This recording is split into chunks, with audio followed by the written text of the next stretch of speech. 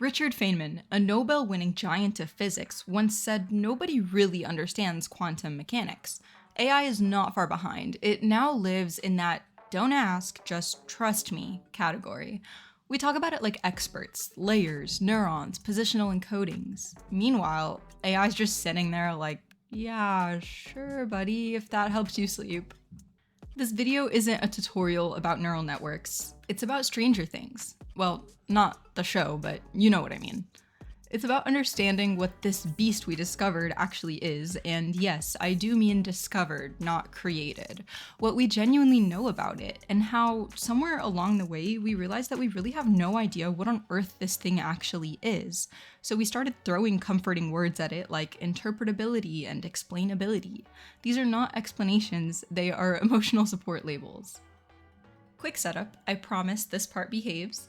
Large language models are neural networks trained to predict the next token. Not meaning, not truth, just the statistically likely continuation. There are no permanent neurons inside. What we call neurons are temporary activation values, numbers that flare into existence during a forward pass, do their math, and vanish. We don't scatter these computations randomly. We stack them into layers. Each layer applies its own learned transformations, reshapes the signal, and passes the result forward. We add positional encodings so order exists at all. We add attention so tokens can condition one another, pulling information across the sequence. That's the machinery, everything else is scale. We fed them ridiculous amounts of text, asked them to guess, they guessed wrong, we adjusted the parameters, and repeat trillions of times. But here's the part we don't like to say out loud. This is not the product of a grand unifying theory. It emerged from trial, error, and sufficient compute. It's pragmatic, it's empirical, we tried things, most failed, the ones that didn't, we scaled. Why these architectures? Why uniform layer sizes? Why these activations instead of something far more exotic? Why linear algebra and sums instead of beautiful, terrifying mathematics that would make physicists emotional?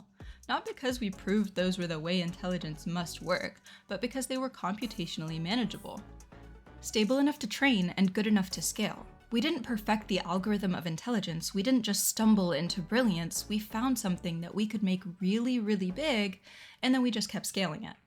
But here's the uncomfortable part. Maybe there are actually two multipliers that drive intelligence. One is loud, scale, more parameters, more depth, more compute. We pushed that one to absurd, almost unfathomable levels.